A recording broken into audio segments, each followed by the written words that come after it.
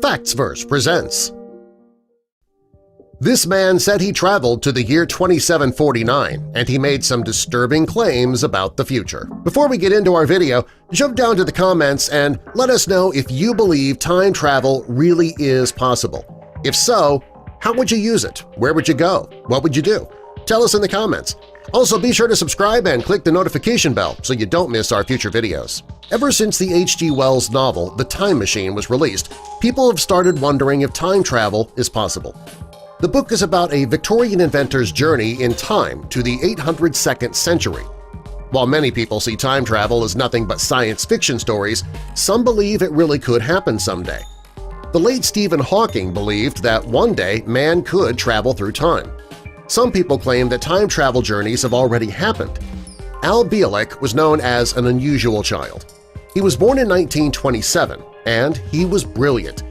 He could recite things that he just read word for word, which earned him the nickname Walking Encyclopedia. His ability to remember and understand was incredible. He claimed to have been able to have overheard a conversation when he was 9 months old, and he says that he understood the whole conversation. Al lived a relatively normal life until he saw the 1984 film The Philadelphia Experiment. He didn't see it when it was first released. It wasn't until 1988 that he saw the movie. In the film, a group of sailors was on the deck of the USS Eldridge during World War II. The U.S. Navy wanted to hide their ships, and they thought that they had a way to do it. In the movie, the sailors on board the vessel disappeared and were sent back in time. After seeing the film, Al felt something strangely familiar. He felt like he was suppressing something.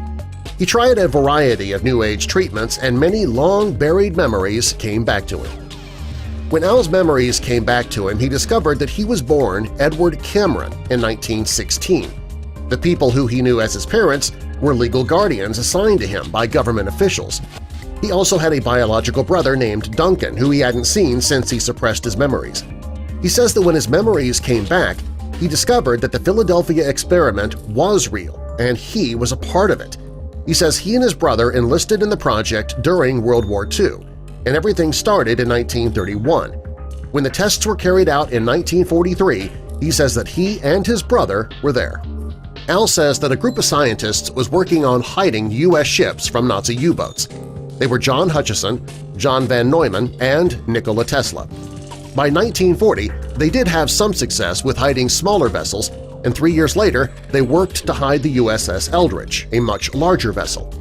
According to Al, on July 22nd there was a serious problem. He says the ship did disappear, but after 15 minutes of invisibility the people on the ship were suffering from nausea and delirium. John von Neumann wanted more time to run tests, but the Navy insisted that they go ahead in just a month. Al and his brother were on board again.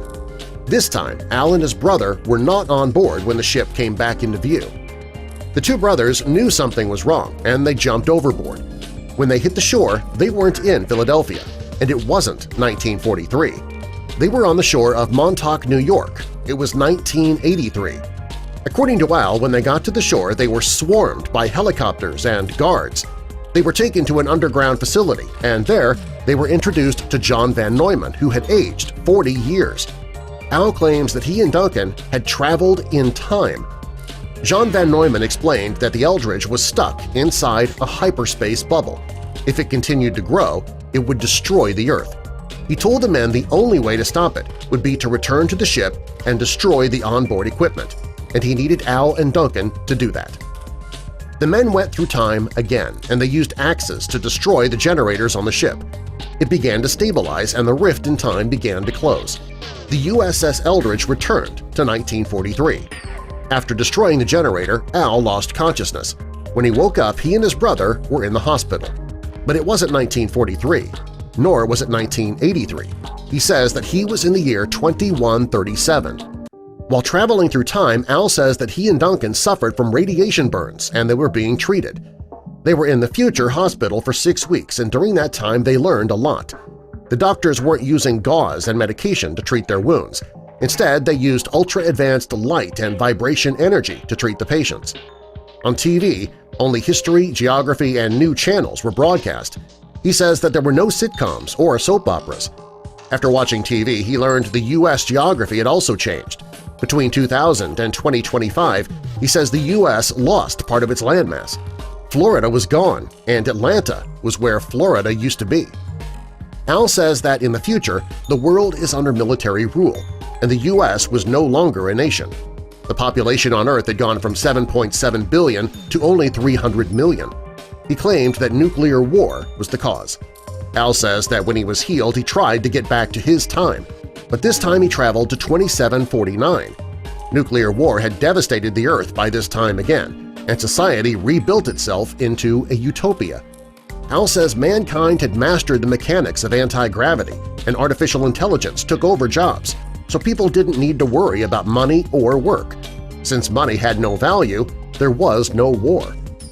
Al found himself back in 1983 again, but his brother had side effects. He aged quickly and died. Al asked his parents to have another child and give him Duncan's memories and thoughts. Using Duncan's psychic abilities, they sent Al back. They first deleted his memories and sent him back to 1927 with a new name. Many conspiracy theorists actually believe Al, many others don't. He insists he did travel in time. We don't know if his stories are true, but in 5 years we will know if it's for real. After all, sometime between the year 2020 and 2025, Florida is supposed to disappear. So in a little over 5 years, we'll see if he's right. What do you think? Tell us in the comments, and subscribe for more.